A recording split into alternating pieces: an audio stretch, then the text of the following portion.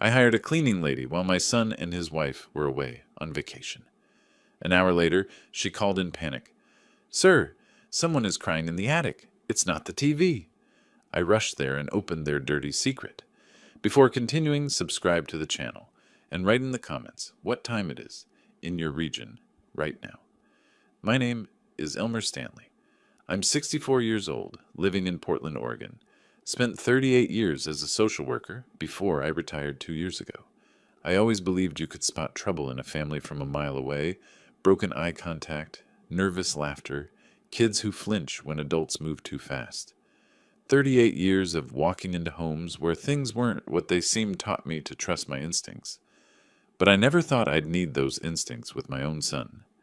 Dennis is my only child, 36 years old now, works as a sales manager for some tech company, pulls in around $95,000 a year. Not bad for a kid who barely scraped through community college. He wasn't always this distant. I remember when he was 8, he'd wait by the window every evening, watching for my car. The second I pulled into the driveway, he'd come running out, asking about my day, telling me about his. Dad, guess what happened at school? Those words used to be my favorite part of coming home. That changed about 4 years ago when he met Trisha Parker. Now Trisha Stanley, unfortunately, she's 34, works as what she calls an Instagram influencer, which as far as I can tell means she takes pictures of herself in expensive clothes and gets paid for it somehow. She's got about 47,000 followers, always talking about their aesthetic and their brand. The first time Dennis brought her to my apartment for dinner, she spent 20 minutes photographing her plate from different angles before the food got cold. I should have seen the red flags then, but you want your kid to be happy, don't you? 4 years ago, I did something I thought was generous. I had this house on Cedar Hill Drive in the suburbs. 3 bedrooms, nice yard, nothing fancy but solid. I'd been thinking about downsizing anyway, so I transferred the deed to Dennis. Well, not exactly. I kept the property in my name, but gave them full right to live there rent-free. Call it a father's instinct, or maybe those decades in social services taught me to always keep a backup plan. Dad, this is incredible, Dennis had said when I handed him the keys. Trisha and we won't forget this. Funny how people's memories work. Since then, the calls became less frequent. First, it was every week, then every other week, then just holidays and birthdays. The invitations to visit stopped entirely about 18 months ago. We're just so busy with work, Dad, Dennis would say when I'd suggest stopping by. The house is a mess anyway. Maybe next month? Next month never came. That's why I was surprised when my phone rang on the morning of June 3rd and Dennis's name popped up on the screen. Hey, Dad, got a favor to ask, he said, skipping right past any greeting. No, how are you? No small talk. Straight to business. Sure, what do you need? Trisha and I are heading to Hawaii for 10 days, leaving tomorrow morning. The house is kind of a disaster, and we want it cleaned while we're gone. Deep cleaning, you know? Would you mind hiring someone to do it? We'll reimburse you, obviously. I paused, coffee cup halfway to my lips. In 18 months, they couldn't spare 2 hours for their father to visit, but now they needed me to arrange their cleaning service? The irony wasn't lost on me. Why can't you just hire someone yourselves? We've been so swamped getting ready for the trip, Dennis said. There was an edge to his voice, that defensive tone he'd developed over the years. It's just easier if you handle it. You're retired, you've got the time, right? I could have said no, should have said no. But when your kid asks for help, even your distant, ungrateful kid, you say yes. Fine, I'll take care of it. Great, just make sure they're thorough. Trisha wants everything spotless. Baseboards, windows, the attic, everything. I'll text you our flight details. The call ended. No thank you. No love you, Dad. Just click. I sat there for a moment, staring at my phone. Then I called Rosa Martinez, a woman I'd worked with years ago on a case involving a neglected home. She'd quit social work to start a cleaning business, said it was better for her mental health. Smart woman. We'd stayed in touch, exchanged Christmas cards, that sort of thing. Rosa, it's Elmer Stanley. I need a favor. She agreed to do the job, said she could start the following morning. I gave her the address to Dennis's place and the spare key I still had from when I'd owned the house. Just a deep clean, I told her. They want everything done. Attic included. No problem, Mr. Stanley. I'll take care of it. The next morning, June 4th, I drove over to Cedar Hill Drive to let Rosa in and show her around. Dennis and Tricia had already left for the airport. Probably couldn't risk running into me. The house looked the same from the outside, but inside it was different. Everything was white and gray and sterile. Tricia's aesthetic, I supposed. Photos of the two of them covered the walls. Beach vacations, restaurant dinners, hiking trips. All smiling, all perfect. Not a single picture included me. It's a beautiful home, Rosa said politely, though I could see her taking in the cold showroom quality of it all. It used to be, I muttered. All right, I'll let you get to work. Call me if you need anything. I drove back to my apartment in downtown Portland, about 25 minutes in normal traffic. My place was smaller, just a one-bedroom near Lloyd District, but it was mine. No pretense, no brand, just a space where I could restore old furniture in peace, my hobby since retirement. I'd been working on a 1940s dresser I'd found at an estate sale, sanding down decades of paint to reveal the oak underneath. I'd been at it for maybe an hour when my phone rang. Rosa's name on the screen. Mr. Stanley? Her voice was shaking. I need you to come back here. Right now. My stomach dropped. In all the years I'd known Rosa, I'd never heard her sound like this. What's wrong? What happened? There's someone on the attic. Someone crying. I thought maybe it was the TV at first, or a radio left on, but I checked. Mr. Stanley, there's someone up there. Someone real. And they're crying. The dresser, my coffee, everything else vanished from my mind. I'm on my way. Don't go up there. Stay downstairs. I'll be there as fast as I can. I grabbed my keys and ran. I made that drive in 14 minutes. Don't ask me how. The streets of Portland blurred past. Traffic lights just suggestions. My hands gripped the steering wheel so tight my knuckles went white. Someone crying in the attic. In my son's house. My mind was racing through possibilities, each one worse than the last. 38 years as a social worker, you see things. You walk into houses where children are kept in closets, where elderly parents are locked in basements, where the worst of humanity hides behind closed doors and drawn curtains. I'd told myself I was done with that world. Retired, free. But old instincts don't retire. They just wait. Rosa was standing on the front porch when I pulled up, her phone clutched in both hands. Her face was pale, eyes wide. She'd seen something that shook her, and Rosa had been in social work for 15 years before she quit. She wasn't easy to rattle. It's still going, she said as I climbed the porch steps. The crying. It stopped for a bit, but then it started again. I unlocked the door and we went inside. The house was quiet except for the hum of the air conditioning and, faintly from somewhere above us, a soft, hiccuping sound. A child's crying, unmistakable once you'd heard it as many times as I had. The attic access was in the hallway ceiling, a pull-down ladder. I yanked the cord and the stairs unfolded with a creak that seemed too loud in the silence. Rosa stayed at the bottom, watching as I climbed up. The attic was dim, lit only by light filtering through a small circular window at one end. Boxes were stacked along the walls. Christmas decorations, old clothes, the accumulated junk of 4 years. The air was stale and hot, even with the ventilation, and in the far corner I saw it, an old wooden closet, the kind you'd find in a Victorian house, completely out of place up here. The crying was coming from inside it. My hands were shaking as I crossed the attic. Each step felt like it took an hour. I'd been in situations like this before, finding hidden children, discovering secrets, families kept locked away. But this was different. This was my son's house, my son's attic, my son's secret. I opened the closet door. Inside was a little girl. She couldn't have been more than 5 years old. Thin, too thin. Her dark hair was tangled and dirty. She wore a stained pink t-shirt and shorts that were too small for her. Behind her I could see a thin mattress on the floor, some plastic plates with food residue dried on them, a half-empty water bottle. She was pressed into the corner, knees drawn up to her chest, looking at me with huge, terrified eyes. For a moment, I couldn't breathe, couldn't think, couldn't process what I was seeing. This was every nightmare case I'd worked on in my career, except it was happening in my own family, to a child I didn't even know existed. I crouched down slowly, making myself smaller, less threatening. Old training kicking in automatically. "Hey there," I said softly.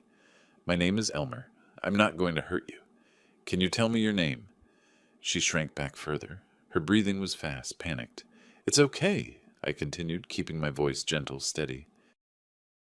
"I'm here to help. Are you hungry? Thirsty? I can get you something."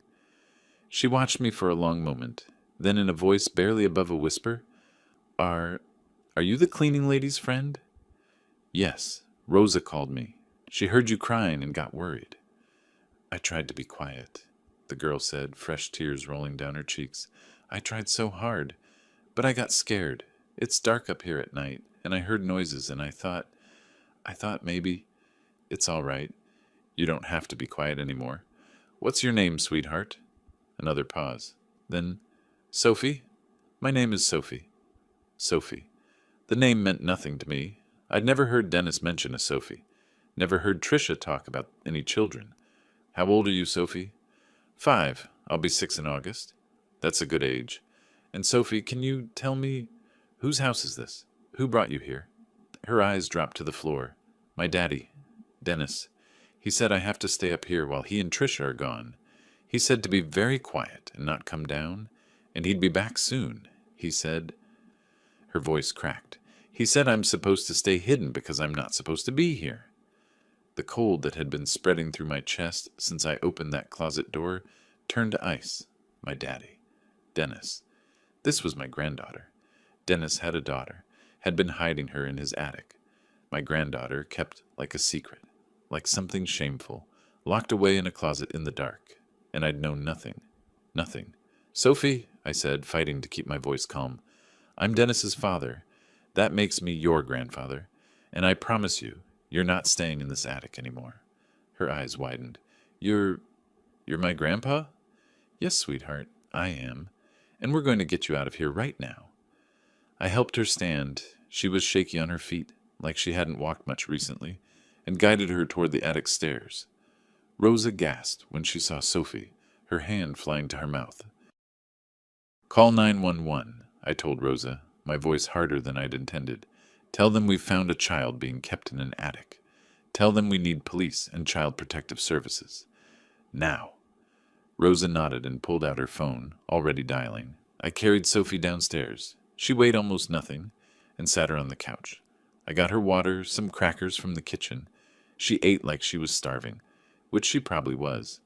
While Rosa talked to the 911 operator, I sat next to Sophie, and pieces of my life rearranged themselves into a horrible new picture.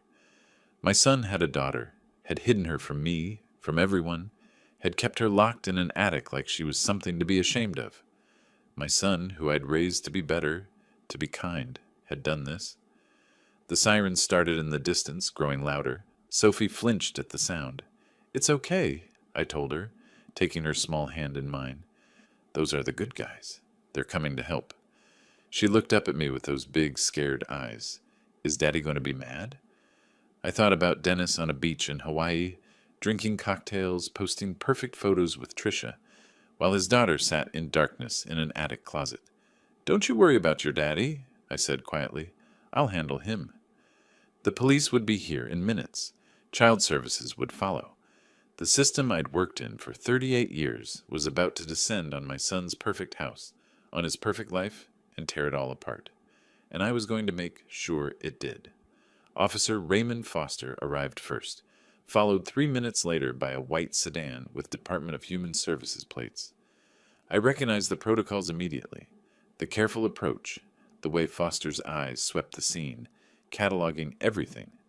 The DHS caseworker was a woman in her 40s named Linda Chen, someone I'd worked with on exactly 2 cases before I retired. She recognized me instantly. "Elmer Stanley?" She looked confused, then concerned. "What are you doing here?" "This is my son's house," I said. The words tasted like ash. "That's my granddaughter on the couch. I didn't know she existed until an hour ago." I watched Linda's face shift through several emotions: surprise, understanding, professional detachment. She'd seen enough in this job to know that families could hide anything. "We'll need your statement," she said, pulling out a tablet. Everything from the beginning, I told her. About Dennis's call requesting the cleaning service, about Rosa finding Sophie, about the closet in the attic. Linda took notes, occasionally asking clarifying questions. Officer Foster photographed the attic, the closet, the mattress on the floor. Rosa gave her statement, her voice still shaking. Then they took Sophie to the hospital for examination. She clung to my hand when the paramedics approached with their bright smiles and gentle voices. "It's okay," I told her. "I'll follow right behind you. I'm not going anywhere." "Promise?" Her voice was so small. "Promise." At Portland Providence Medical Center, they ran every test imaginable. While doctors examined Sophie, I sat in the waiting room with Linda. That's when the real picture started emerging. "We pulled the records," Linda said, her voice carefully neutral. "Sophie Stanley. Mother deceased 2 years ago. Cancer. Father Dennis Stanley was granted full custody. No red flags in the file." 2 years. Dennis had been hiding his daughter for 2 years. Ever since Tricia came into the picture. "What about child support?" I asked. Linda scrolled through her tablet. Monthly payments of $1,200, paid by Dennis Stanley to an account in Sophie's name. "Let me guess. He had access to that account." She looked at me sharply. "How did you know?" "Because that's what people do when they want something to look legitimate on paper." I'd seen it a dozen times in my career.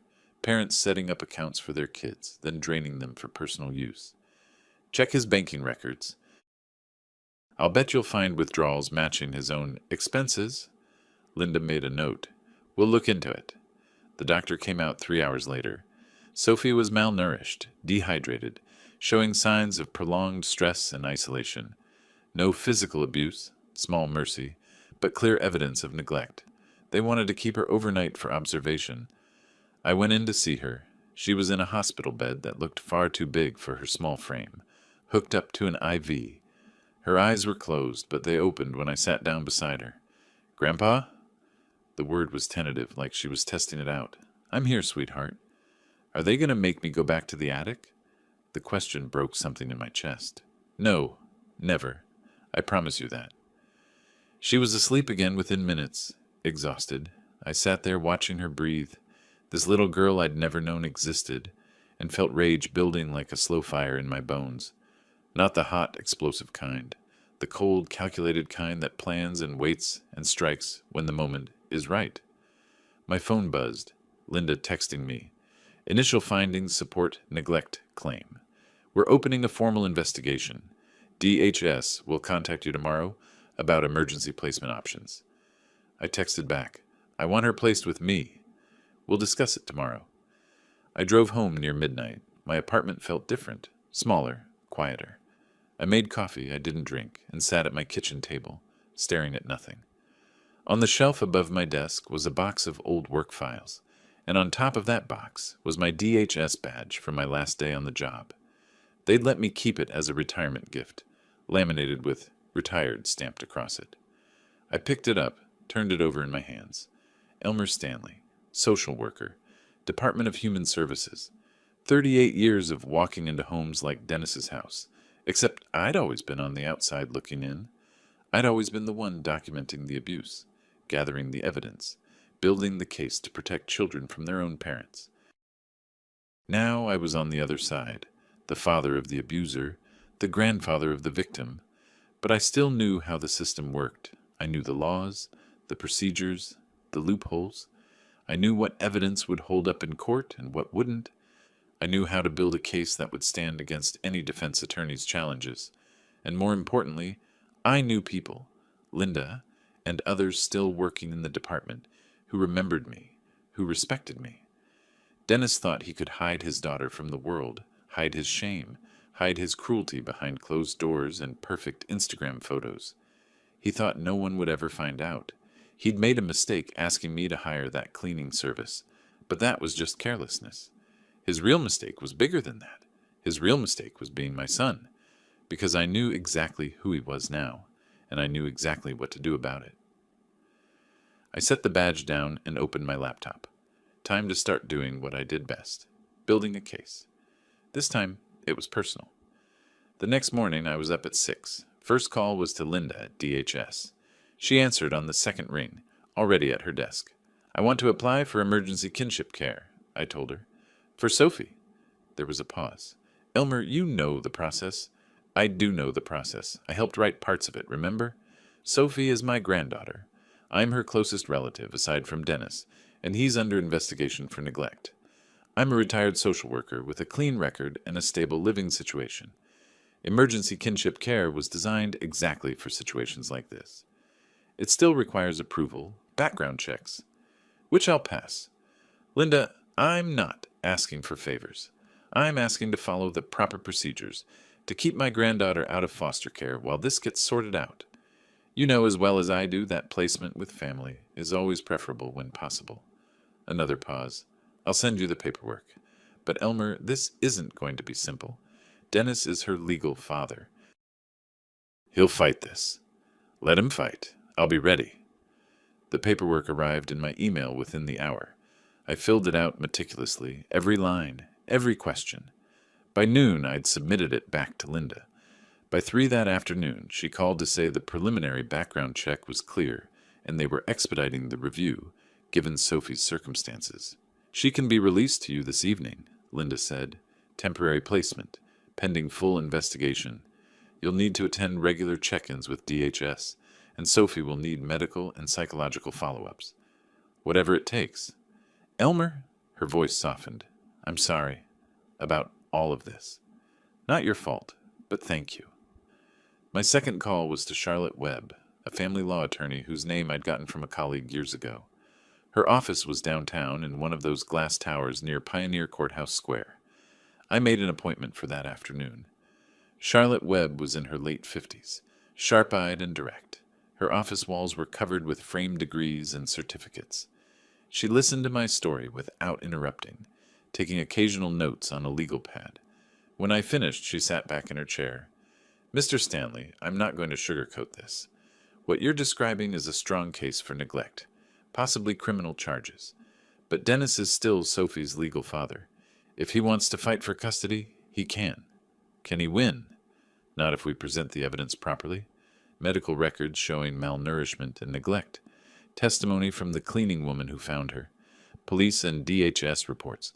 The conditions she was kept in. Charlotte tapped her pen against the legal pad.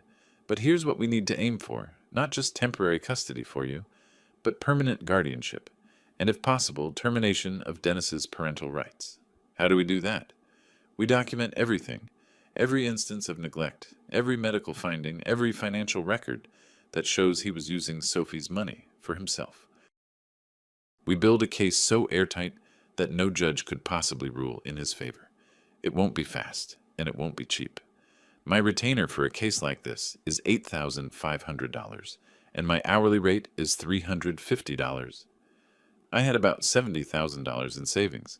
It would hurt, but Sophie was worth every penny. When do we start?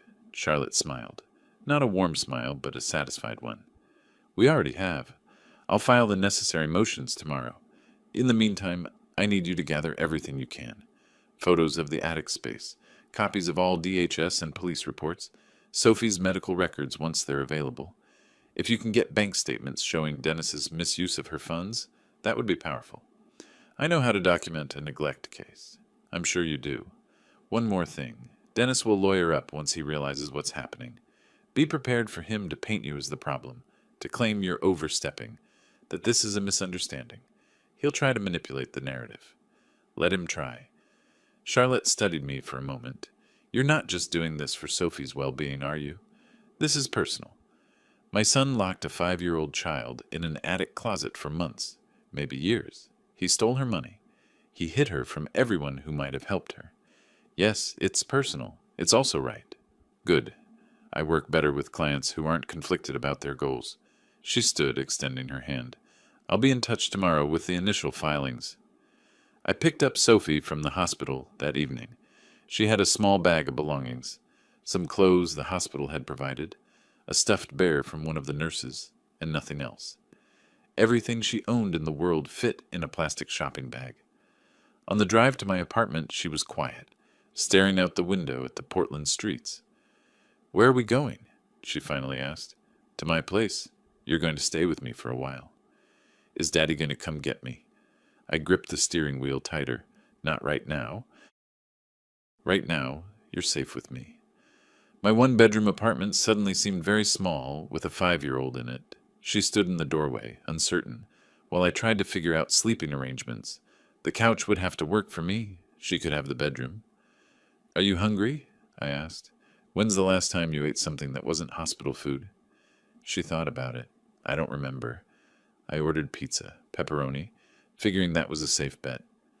While we waited, Sophie explored the apartment with careful, quiet steps, like she was afraid to make too much noise. She stopped at my workbench where I'd been restoring that old dresser. What's this? She asked. I fix old furniture, make it pretty again. She ran her finger along the smooth wood. It's nice. You like art? Drawing, painting, that kind of thing? A small nod. We'll get you some supplies tomorrow. Paper, crayons, whatever you want. The pizza arrived and she ate like she was starving, which she probably was. 3 slices before she slowed down. I watched her, this little stranger who was my granddaughter, and felt the weight of what I'd taken on. I was 64 years old. I'd been looking forward to retirement, to quiet days working on furniture projects, and maybe some travel. Instead, I was about to become a full-time guardian to a traumatized 5-year-old. But when I looked at her, I didn't feel regret. I felt purpose. After dinner, I set her up in my bedroom. She sat on the edge of the bed, small and lost in the space. Grandpa, she said quietly, thank you for getting me out of the attic. You don't need to thank me, Sophie. You should never have been there in the first place. Tricia said I had to stay hidden. She said I ruined everything by existing. My hands clenched into fists. I kept my voice calm. Tricia was wrong. You didn't ruin anything. You're not something to be hidden away. She looked up at me with those big eyes. Are you sure? I'm absolutely sure. Later, after she'd fallen asleep, I sat in my living room with my laptop and started planning.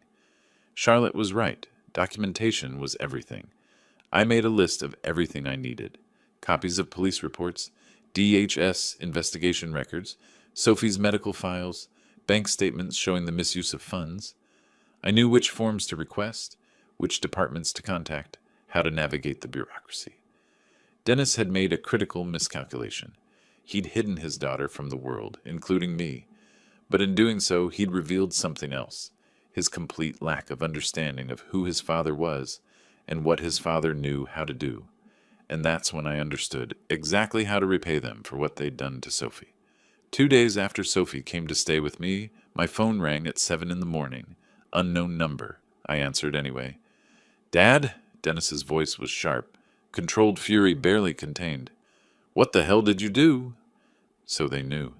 The Oregon State Police must have tracked them down in Hawaii. I pictured them getting the call on some sunny beach, fruity drinks in hand, perfect vacation interrupted by the consequences of their choices. The image was almost enough to make me smile. Good morning to you too, son. Don't play games with me. The police called us. They said Sophie was found in our house, that she's in the hospital, that you... His voice cracked, and I heard Tricia shouting something in the background. That you called CPS on us? I called 911 when I found a malnourished child locked in a closet in your attic. What did you expect me to do? She's my daughter. You had no right. I had every right. I'm her grandfather. Not that you bothered to mention her existence to me. There was a pause, and I could hear them arguing, Tricia's voice getting louder. Then Dennis was back. We're coming home. Today. And when we get there, you're giving Sophie back. She's not a borrowed car, Dennis. She's a child. And no, I'm not giving her back to the people who kept her in an attic.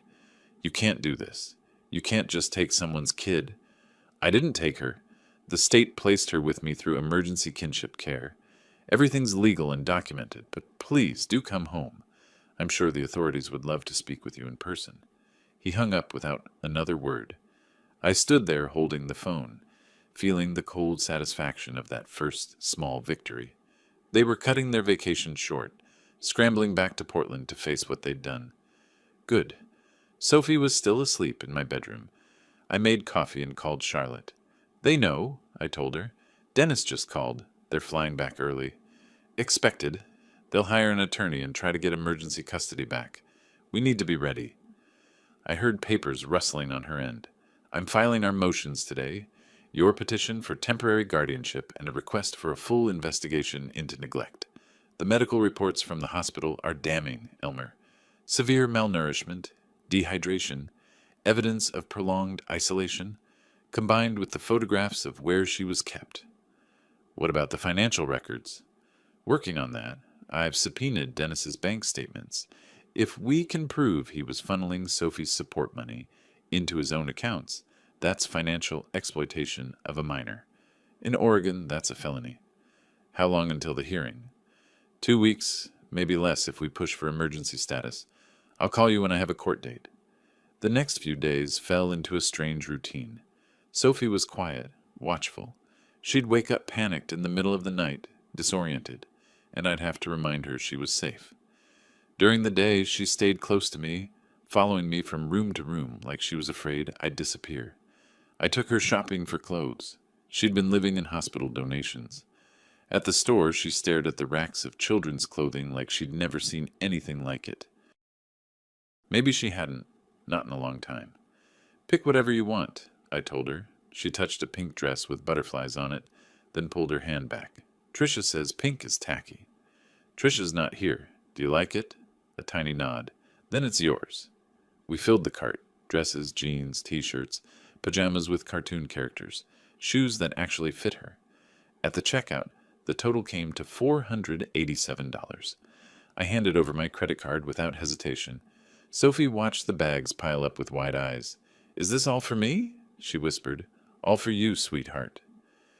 In the parking lot loading bags into my car, I saw a man staring at us from across the lot.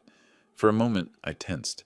Then I realized he was just some stranger, probably wondering why a 64-year-old man was shopping with a little girl. The world was full of judgments and assumptions. Let them wonder. 4 days after that first phone call, Dennis and Tricia returned to Portland. I knew because Dennis showed up at my apartment that evening, pounding on the door hard enough to rattle the frame. Sophie froze on the couch where she'd been coloring.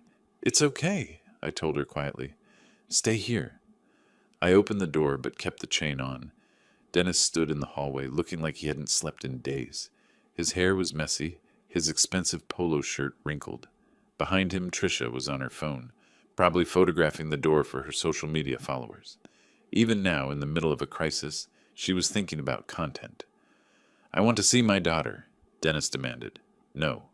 You can't keep her from me. I'm her father. I have rights. You had rights. You forfeited them when you locked her in an attic. Now you have a court date and a lot of explaining to do. His face went red.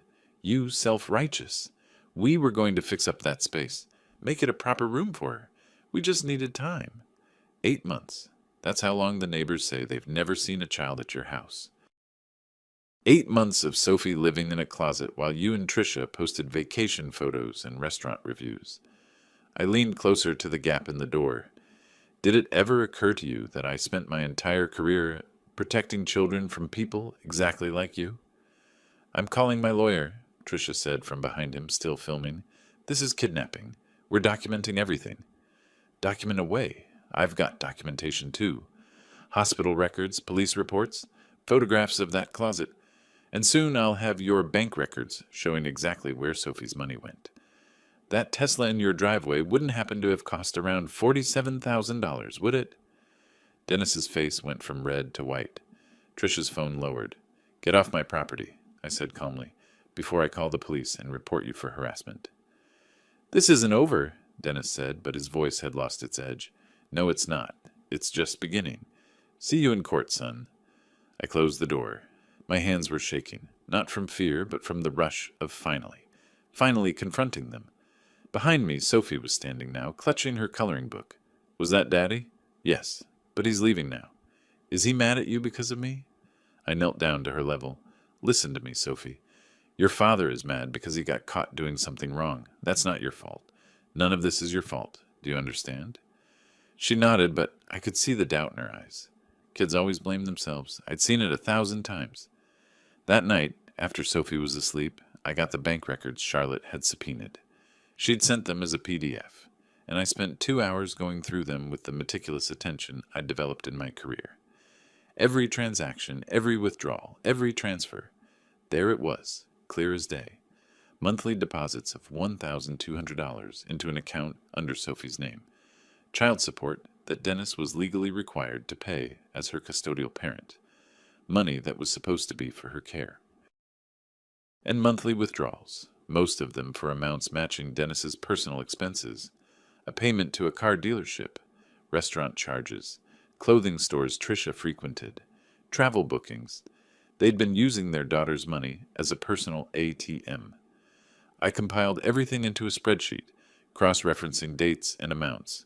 Charlotte would present this in court, and there would be no talking their way out of it. The court date arrived 10 days later.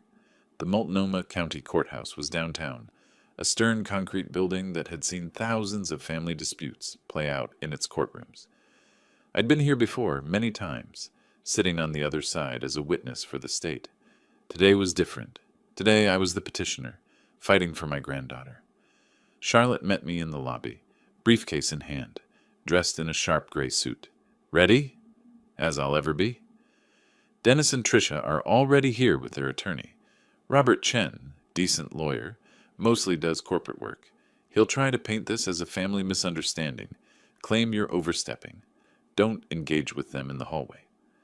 We took the elevator to the 3rd floor. In the waiting area outside the courtroom, I saw them. Dennis in a suit that probably cost more than my monthly rent. Tricia in a conservative dress that looked nothing like her usual style. Someone had coached them on courtroom appearance. Their lawyer, Chen, was reviewing papers, occasionally speaking to them in low tones. Tricia saw me first. Her eyes narrowed, and she whispered something to Dennis. He turned, and for a moment our eyes met. I saw anger there, but also something else. Fear. He knew he was in trouble. We were called in at precisely 2 o'clock. Judge Sandra Pierce presiding, a woman in her late 50s with silver hair and a reputation for not tolerating nonsense. I'd appeared in her courtroom twice before, years ago. She didn't remember me, but that was fine. I wasn't looking for favors, just justice. Charlotte laid out our case methodically. The discovery of Sophie in the attic closet, the medical reports showing malnourishment and signs of prolonged neglect, Rose's testimony about finding her, the photographs of the living space, if you could call it that, a thin mattress, plastic dishes, a single overhead light bulb. Judge Pierce's expression grew harder with each piece of evidence. Chen tried his defense.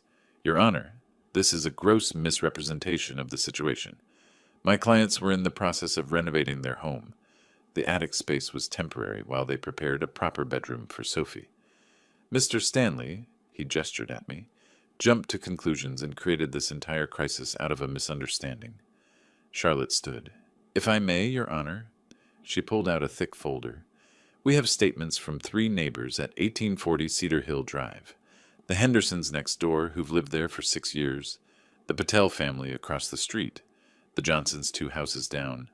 All 3 state they have never, not once in 8 months, seen a child at the Stanley residence.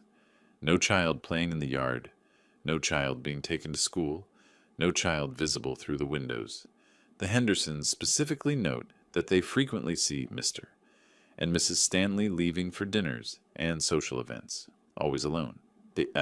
She placed another document on the judge's bench. These are Sophie Stanley's medical records from Portland Providence Medical Center. The examining physician noted severe malnourishment, consistent with prolonged inadequate feeding, dehydration, vitamin deficiencies. The psychological evaluation shows signs of trauma, consistent with isolation. Dennis was pale now, his jaw clenched. Tricia's hands were clasped so tight in her lap, her knuckles were white. Chen was shuffling through papers, looking for something to counter with. Then Charlotte dropped the hammer. And finally, Your Honor, these are Mr. Dennis Stanley's bank records for the past 24 months. She held up the spreadsheet I'd prepared. Every month, Mr. Stanley deposits $1,200 into an account, ostensibly for Sophie's care, money he's required to pay as her custodial parent. And every month, that money is withdrawn and spent on personal expenses. A Tesla model, 3 for $47,000. Vacation expenses to Hawaii, Mexico, the Caribbean, high-end restaurant charges, designer clothing purchases. She turned to face Dennis directly. Mr. Stanley has been financially exploiting his daughter while keeping her in conditions that can only be described as imprisonment. Judge Pierce looked at Dennis over her glasses. Mr. Stanley, is this accurate? Have you been using your daughter's support money for personal expenses? Dennis opened his mouth, closed it, opened it again. His lawyer put a hand on his arm, leaning in to whisper something, but Dennis shook him off. It's not. The money was there, and we had expenses, and I was going to pay it back. You were going to pay back your 5-year-old daughter? The judge's voice was ice. The daughter you kept in an attic closet? We were renovating, Tricia burst out, standing up. We were going to make her a beautiful room. This is all a huge misunderstanding.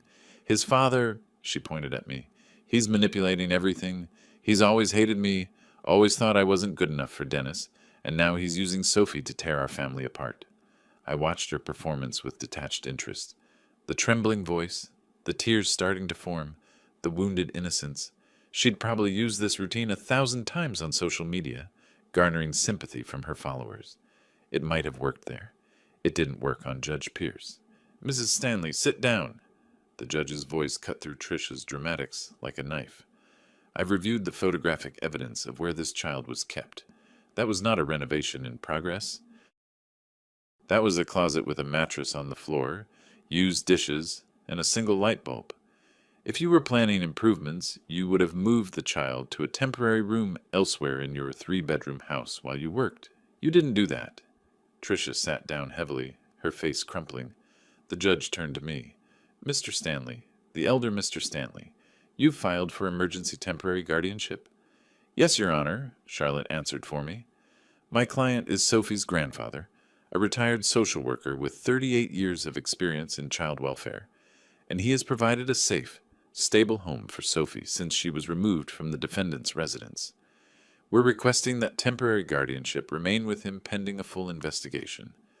Judge Pierce made notes on her legal pad. The courtroom was silent except for the scratch of her pen.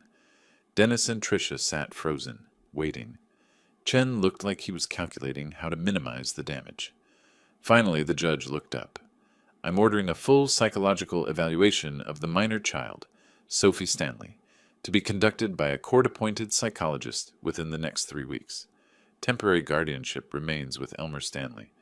Mr. Dennis Stanley and Mrs. Tricia Stanley are prohibited from contact with the minor, pending the results of that evaluation and further hearings. Dennis's face went slack with shock. Tricia made a small sound, quickly stifled. Furthermore, Judge Pierce continued, I'm referring this case to the district attorney's office for review of potential criminal charges. The evidence presented today suggests possible child neglect and financial exploitation of a minor. She banged her gavel. We'll reconvene in 3 weeks for the psychological evaluation results. Court adjourned. Charlotte gathered her papers, professional and composed, but I could see the slight smile at the corner of her mouth. We'd won this round. In the hallway outside, Dennis caught up to us. Dad, please. You have to understand. I understand perfectly. I stopped walking, turned to face him fully. I understand that you had a daughter who needed you, and instead of being her father, you hid her away like something shameful. I understand that you stole from her. I understand that you chose your image, your lifestyle, your perfect little Instagram world over your own child. Tricia peered behind him, mascara running. You've ruined our lives, old man. I looked at her, really looked at her. The designer dress, the manicured nails, the face that had smiled in thousands of photos, while a little girl sat alone in the dark above her head. Your life was ruined the moment you decided that a child was disposable. I said quietly, I didn't do this. You did. I just made sure everyone could see it. We walked away, leaving them standing in the courthouse hallway. Charlotte was already on her phone, probably updating her notes. Sophie was waiting back at my apartment with a neighbor I'd hired to watch her during the hearing. That went well, Charlotte said as we reached the elevator. It's not over. No, but we're winning. The doors closed and I leaned against the elevator wall, suddenly exhausted. Winning. Yes, we were winning. But it didn't feel like victory yet. It felt like the beginning of something longer, harder. Still, when I thought about Trisha's face when the judge ordered them to stay away from Sophie, when I remembered Dennis's shock at having his financial exploitation laid bare in open court, I couldn't help but feel a grim satisfaction. They'd underestimated me, thought I was just a retired old man who'd roll over and accept their version of events. They were learning otherwise. The court-appointed psychologist, Dr. Helen Morales, came to my apartment a week after the hearing. She was in her late 40s, with kind eyes and a gentle manner that immediately put Sophie at ease. Over the next 10 days, she met with Sophie 5 times, playing games, drawing, talking in that careful way psychologists have that makes children feel safe enough to share their truth. I stayed out of the sessions, giving them privacy, but I could hear Sophie's voice sometimes through the door, small, hesitant, sometimes crying. Each sound was a knife in my chest, but also ammunition. Every tear, every fearful word, every traumatic memory was another nail in Dennis and Trisha's coffin. Dr. Morales gave me a preliminary update after the 3rd session. Mr. Stanley, I need to be frank with you. What this child has experienced, it's severe. The isolation, the neglect, the emotional abandonment. She's going to need extensive therapy. Whatever she needs, she'll get. The final report will be ready for the next hearing. But I want you to know, Sophie feels safe with you. That's significant. In all my sessions with her, when she talks about you, there's no fear, only trust. That meant more to me than any court victory could. The second hearing was scheduled for 10 days later. During that time, Charlotte and I gathered more evidence. She'd gotten security camera footage from Dennis's neighbors, the kind of smart doorbell cameras that record everything. We went through hours of footage, documenting every time Dennis and Trisha left the house. Dinner dates, shopping trips, morning jogs. Always alone, never with a child. Charlotte also subpoenaed their credit card statements. The spending patterns were damning. Over 2 years, they'd spent $34,000 on restaurants, $23,000 on travel, $18,000 on clothing, most of it from stores Trisha frequented. Meanwhile, there were no purchases for children's items, no toy stores, no children's clothing, no pediatrician visits beyond the legally required minimum. They pretended she didn't exist, Charlotte said, reviewing the documents, and they funded that lifestyle with her money. The hearing arrived like a reckoning. This time the courtroom was more crowded. Word had gotten out, probably through Trisha's social media, where she'd been posting vague references to family struggles and being persecuted. A few reporters sat in the back row, notebooks ready. Judge Pierce called the court to order, and Charlotte stood to present our case. She started with Dr. Morales' psychological evaluation, entering it into evidence. The report was 37 pages long, dense with clinical observations and diagnoses. Charlotte read key excerpts aloud. Sophie Stanley presents with symptoms consistent with post-traumatic stress disorder, including hypervigilance, nightmares, and extreme anxiety when separated from her current guardian. She demonstrates social anxiety disorder and shows significant delays in speech development for her age. The child exhibits behavioral patterns typical of prolonged emotional and physical neglect. Judge Pierce was reading along on her copy, her expression growing grimmer with each page. Charlotte continued, Dr. Morales concludes, and I quote, "This child has experienced systematic isolation and deprivation. Her conditions of confinement, living in an attic closet with minimal human contact, inadequate nutrition, and no educational or social stimulation, constitute severe abuse. The psychological damage is profound and will require years of intensive therapeutic intervention." I watched Dennis from across the courtroom. His face had gone pale, that expensive tan from Hawaii, now looking sallow under the fluorescent lights. Trisha was staring at her hands, tears running down her face, but I noticed she'd positioned herself where the reporters could see her crying, still performing, even now. Then Charlotte brought out the security footage. She'd edited it into a compilation, Dennis and Trisha leaving their house on different dates and times over 8 months. The timestamps were visible: morning, afternoon, evening, weekend brunches, weeknight dinners. Always just the two of them.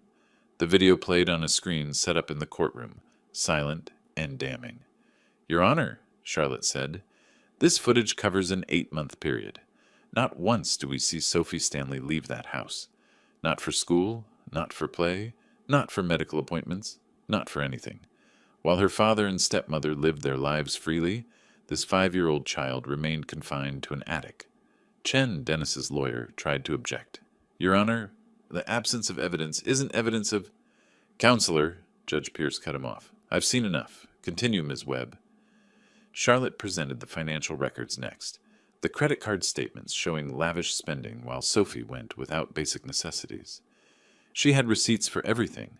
Dennis's Tesla purchased with funds from Sophie's account. Luxury vacations charged to cards in his name. Designer purchases from Trisha's favorite boutiques. Mr. Dennis Stanley was receiving $1,200 monthly in child support, money intended for Sophie's care. Our forensic accountant has traced these funds through his various accounts. They were consistently diverted to personal expenses. Over 24 months, approximately $28,800 was misappropriated. Judge Pierce looked at Dennis. Mr. Stanley, do you dispute these findings? Chen whispered urgently to Dennis, who shook his head. No, Your Honor. Did you use money designated for your daughter's care for personal expenses? A long pause. Yes. While she lived in an attic closet? Dennis's voice was barely audible. Yes. The courtroom was silent. Even the reporters had stopped writing, just watching this confession unfold. Charlotte took a breath. Your Honor, given the severity of the abuse, the systematic nature of the neglect, and the financial exploitation, we are requesting 2 things. First, permanent guardianship of Sophie Stanley be granted to Elmer Stanley. Second, we request that this court recommend termination of Dennis Stanley's parental rights. Tricia stood up suddenly, her chair scraping loudly. You can't do that. He's her father. She needs her father. She needed her father when she was locked in your attic, I said, my voice carrying across the courtroom. I hadn't planned to speak, but the words came out anyway. She needed her father when she was hungry and alone and scared. Where were you then? On a beach in Maui? Mr. Stanley, Judge Pierce said, but her tone wasn't reproachful. Please. I sat back down, but I caught the slight nod she gave me. She understood. Judge Pierce reviewed her notes for what felt like an eternity. Then she looked up. I'm granting permanent temporary guardianship to Elmer Stanley, pending final resolution of custody. Furthermore, I am referring this matter to the Multnomah County District Attorney's Office for criminal prosecution. The evidence presented today suggests multiple charges, including child neglect, child endangerment, and financial exploitation of a minor. Dennis made a sound, a choked gasp. Tricia grabbed his arm. Criminal charges? Chen was on his feet. Your Honor, my clients have never been in trouble with the law. Your clients kept a child in an attic closet and stole her money. The state of Oregon takes such matters very seriously. Judge Pierce's voice was steel. The district attorney will determine what charges are appropriate. This court will reconvene once the criminal proceedings are resolved to make a final determination on parental rights. She banged her gavel. Court adjourned. In the hallway afterward, Dennis tried to approach me, but there were reporters between us now, shouting questions. I saw him mouth something, maybe Dad or maybe please, but I turned away. Charlotte guided me toward the exit, her hand on my elbow. That went better than expected, she said quietly. Is it over? The custody battle? Almost. The criminal case? That's just beginning. The district attorney moved fast. 2 weeks after the hearing, Dennis and Tricia were formally charged. Child neglect in the first degree, a Class A misdemeanor. Child endangerment, a Class C felony. Financial exploitation of a minor, a Class C felony. Each charge carried serious penalties. They were arrested on a Tuesday morning. I heard about it from Charlotte, who'd been monitoring the case. Dennis posted bail within hours, $50,000 cash bond. Tricia's bail was the same. They both walked out of the Multnomah County Detention Center by late afternoon, but the damage was done. The local news picked up the story that evening. Local tech manager and Instagram influencer charged in child neglect case. They showed Dennis's LinkedIn photo next to Trisha's perfectly curated Instagram profile, then cut to footage of the courthouse. The contrast was stark, their polished public images next to the reality of what they'd done. I watched the news coverage from my living room while Sophie colored at her new desk. I'd bought her an art table with storage for all her supplies. She was drawing a picture of a house with flowers in the yard, a normal child's drawing, something she probably hadn't been allowed to do in years. "Grandpa, can we plant real flowers?" she asked, not looking up from her crayons. "We can plant a whole garden if you want." She smiled. Those smiles were getting more frequent, less tentative. Progress. The next few weeks were chaos for Dennis and Tricia, and I watched it unfold with a satisfaction I didn't try to hide. Dennis's employer, a major tech company in Portland, put him on administrative leave pending the outcome of the case. 3 days later, they announced he'd been separated from the company. Fired, in other words. Tech companies don't keep employees charged with child abuse on the payroll. Tricia's Instagram empire collapsed even faster. Her followers started dropping by the thousands. Sponsors pulled their contracts. A clothing brand she'd partnered with issued a statement. "We do not associate with individuals charged with crimes against children." Within 2 weeks, her follower count had plummeted from 47,000 to about 4,200, and most of those were probably just people who hadn't heard the news yet or were following to watch the disaster unfold. She tried to fight back, posting a long, tearful video explaining that this was all a misunderstanding, that her father-in-law was manipulating the legal system, that she and Dennis were victims of false accusations. The comments section destroyed her. People posted screenshots of the news articles, links to court documents, photos of the attic closet that had somehow leaked online. One comment stayed with me. "You kept a child in a closet while posting pictures of your perfect life. That's not a misunderstanding. That's evil." The video was deleted within a day. They tried other tactics. Dennis called me twice, blocked both times. Tricia sent emails through her lawyer, suggesting we work something out privately to avoid the criminal trial. Charlotte responded with a single line. "Our client has no interest in negotiating. See you in court." Then they went public with their counterattack. Dennis gave an interview to a local news station, claiming I'd kidnapped Sophie, that I'd poisoned the court against them, that they'd been planning to give Sophie her own room, and I'd overreacted. He painted himself as a struggling father dealing with a difficult family situation, and me as an interfering old man with a grudge. The interview aired on a Friday evening. By Saturday morning, it had been thoroughly fact-checked and debunked by multiple journalists who'd actually read the court documents. One reporter wrote, "Mr. Stanley's claims don't match the evidence. Medical reports show his daughter was severely malnourished. Bank records show he spent her support money on personal luxuries." His own attorney admitted in court that Sophie lived in the attic space. This isn't a family dispute. It's a criminal case, and the evidence speaks for itself. Their lawyer, Chen, recommended a plea deal. I know because Charlotte told me. She'd been in communication with the prosecutor's office. "They want to plead guilty to reduce charges," she said. "Avoid a trial, get lighter sentences." What's the DA saying? She's willing to negotiate, but not by much. They committed serious crimes, Elmer. The evidence is overwhelming. Even with a plea deal, they're looking at jail time. Good. The plea negotiations took weeks. During that time, Sophie's therapy continued. Twice a week, Dr. Morales worked with her, slowly helping her process what had happened. I saw changes, small ones at first. She started sleeping through the night without nightmares. She laughed more. She made a friend at the library during story time. One evening she looked up from her coloring and said, "Grandpa, am I going to live with you forever?" "As long as you want to, sweetheart. I'm not going anywhere." "Promise?" "I promise." In mid-August, Dennis and Tricia accepted the plea deal. They would plead guilty to child neglect, a Class A misdemeanor, and financial exploitation of a minor, a Class C felony. In exchange, the child endangerment charge would be dropped. The sentencing hearing was scheduled for a month later.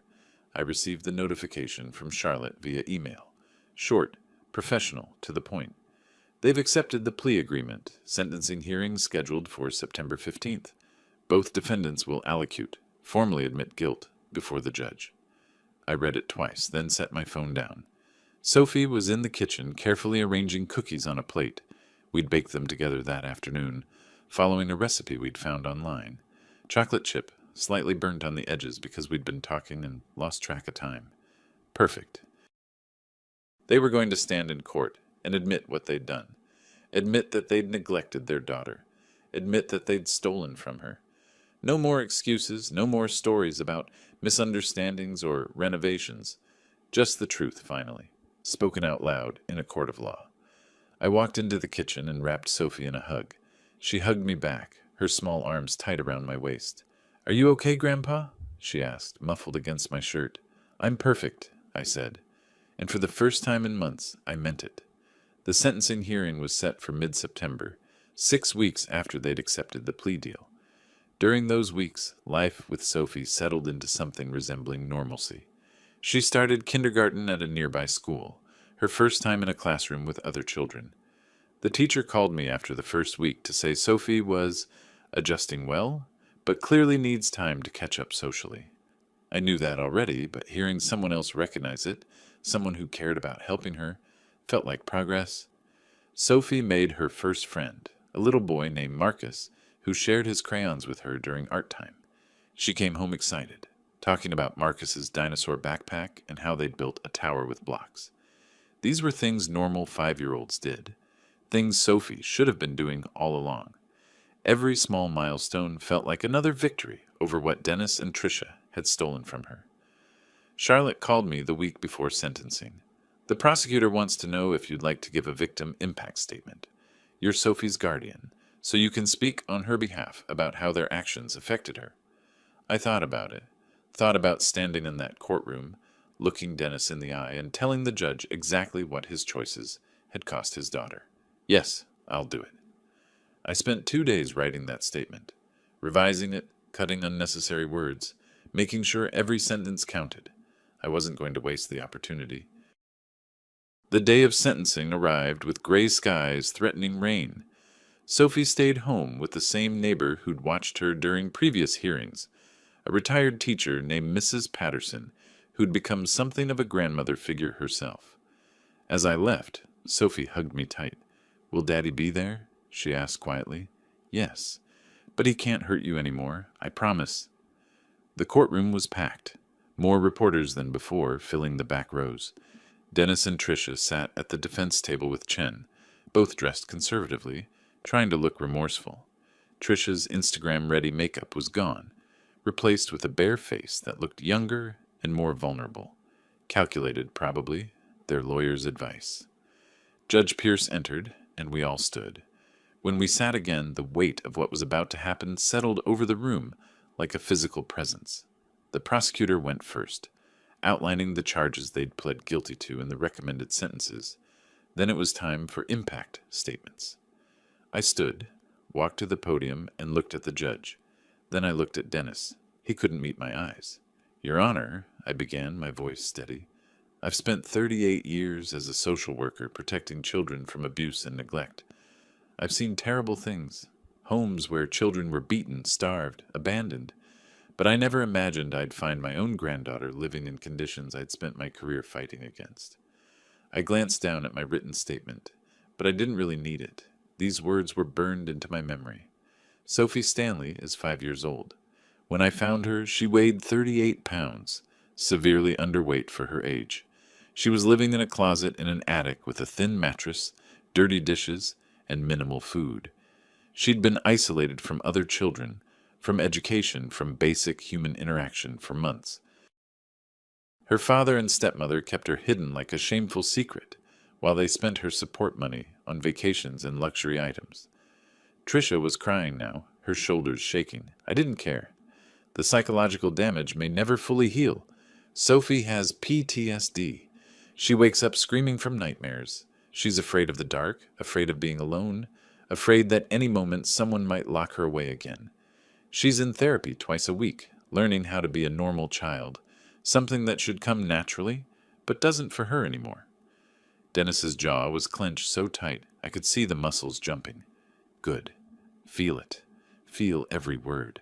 But here's what I want the court to understand. Despite everything they did to her, Sophie is surviving. She's learning to trust again. She's making friends. She's laughing. And she's doing all of that because she's away from the people who hurt her. The best thing that ever happened to Sophie Stanley was being found. And the best thing for her future is ensuring that those who neglected her face real consequences. I looked directly at Dennis. My son made his choices. Now he gets to live with them. I sat down. The courtroom was silent except for Trisha's muffled crying. Chen tried to speak in their defense, talked about how Dennis and Trisha were good people who made mistakes, how they were truly remorseful, how they'd learned from this experience. It rang hollow against the evidence. Judge Pierce listened without expression. When Chen finished, she reviewed her notes for what felt like an eternity. Then she looked up at Dennis and Trisha. Mr. Stanley, Mrs. Stanley, please stand. They stood, Trisha gripping Dennis's arm for support.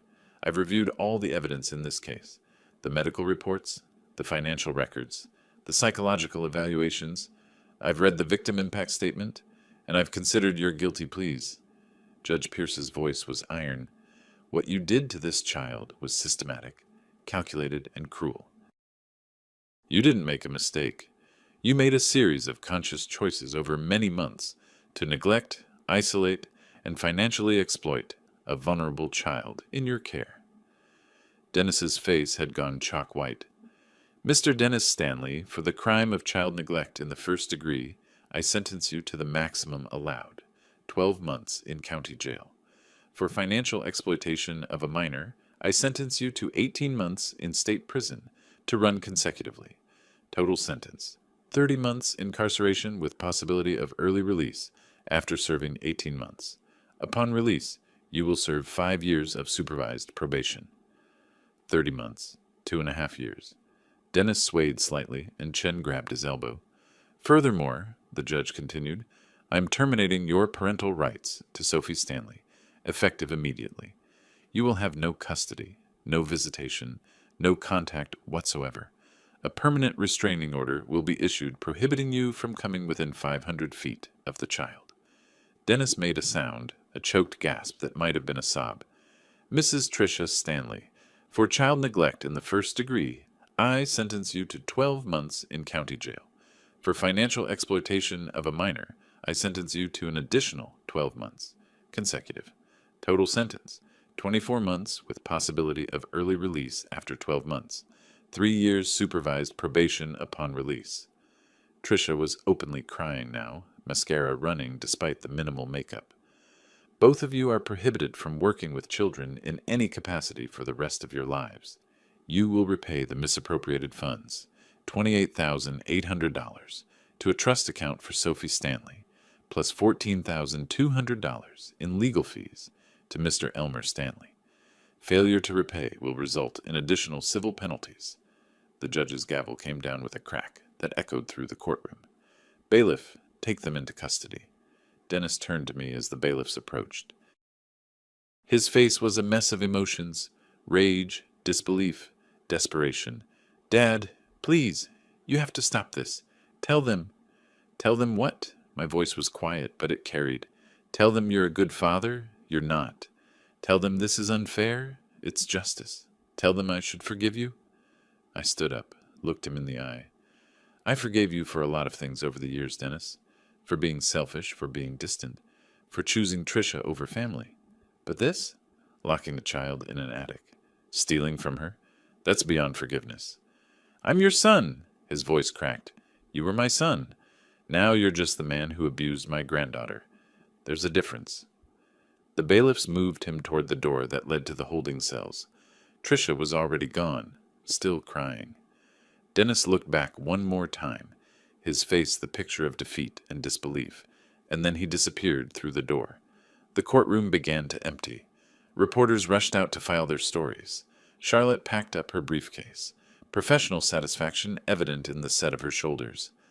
I sat alone for a moment in the quiet courtroom, feeling the weight of what had just happened settle over me. My son was going to prison. My granddaughter was safe. Justice had been served.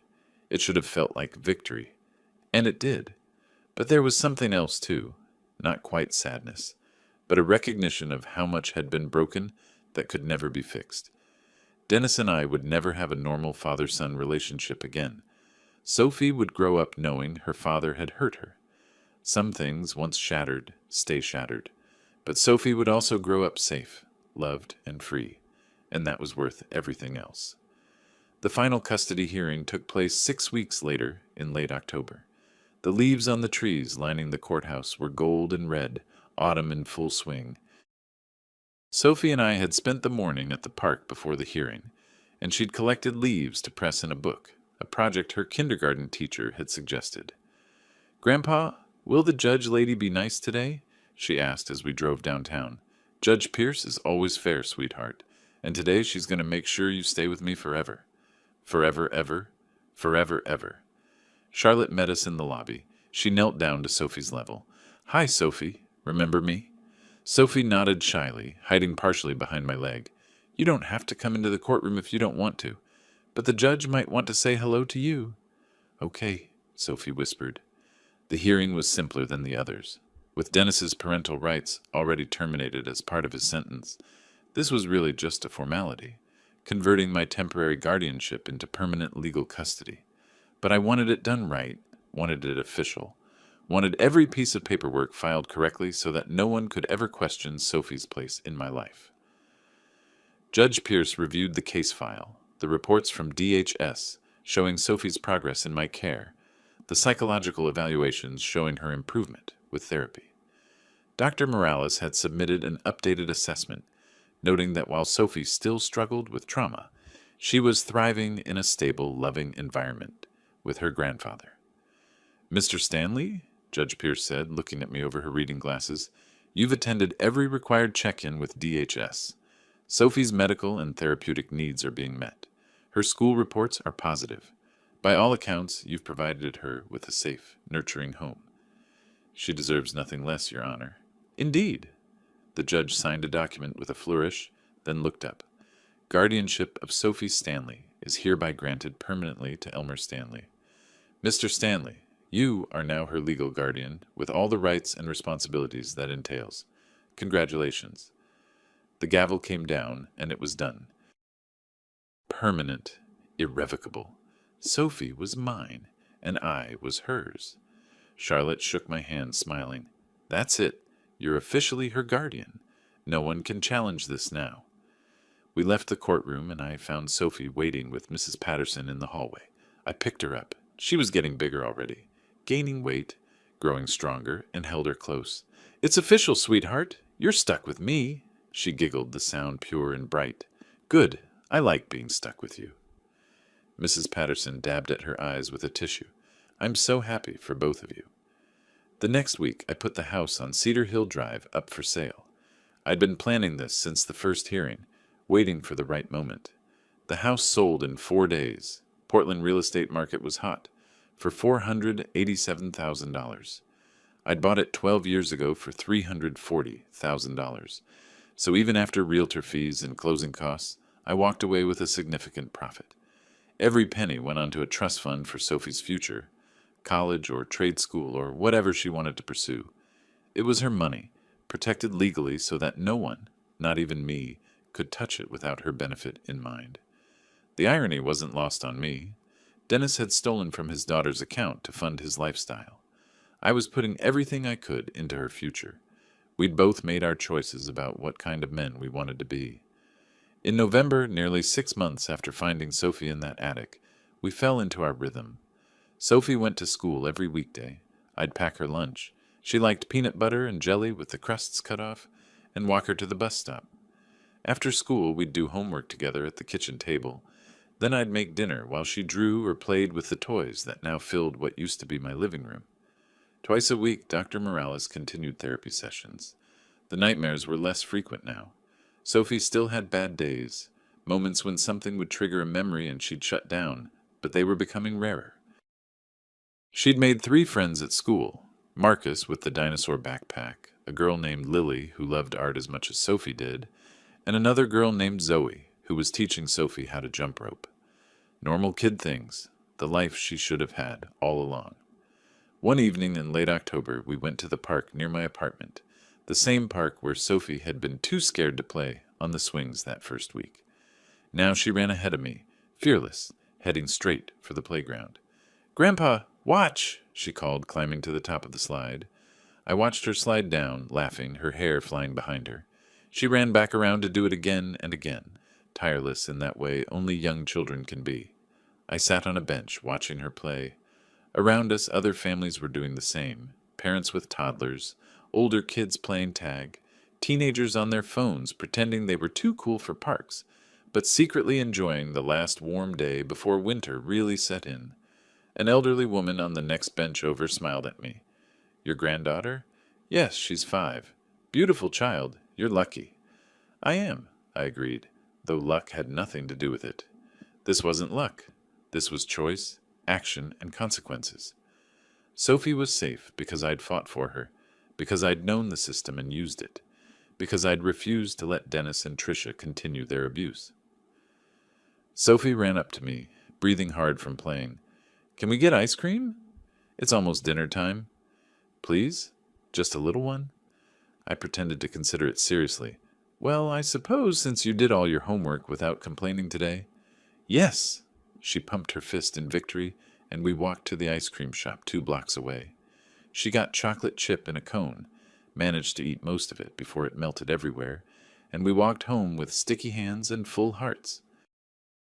That night, after her bath and bedtime story, Sophie looked up at me from her bed, the bed in what used to be my office, now transformed into a proper little girl's room with pink walls and butterfly decorations, and all her drawings taped up proudly. "Grandpa, what happened to Daddy and Tricia?" I'd been waiting for this question, knew it would come eventually. They're in a place where people go when they've done something wrong. They have to stay there for a while to think about what they did. "Will they come back?" "Not to us. They can't come near you anymore. The judge made sure of that." She absorbed this quietly.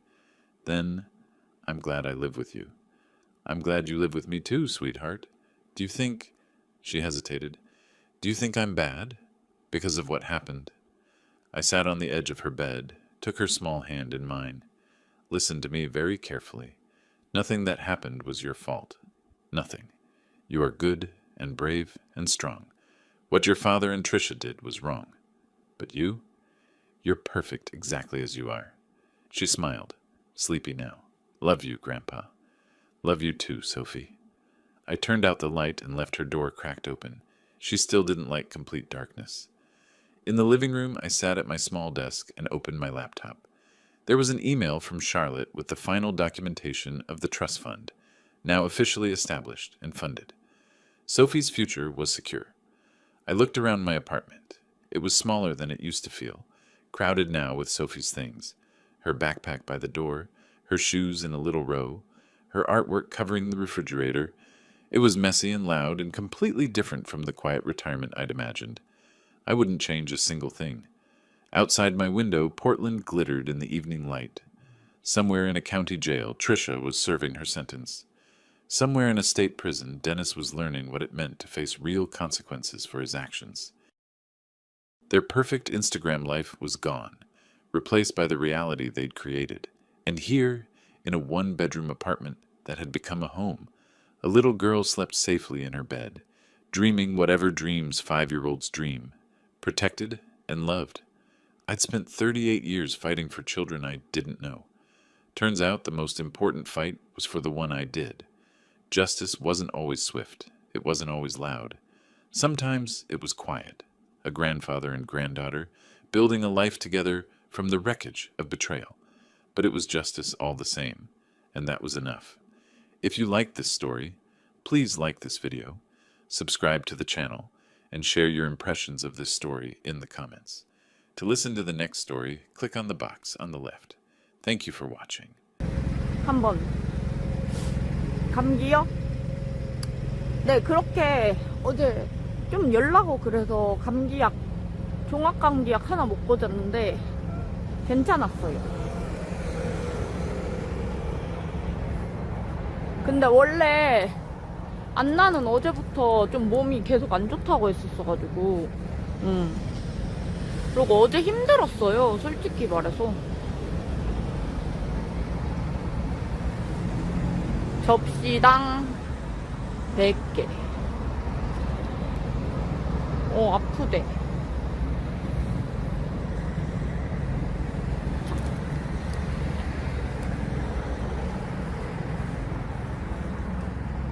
원래 몸이 안 좋은 친구라서 그런가?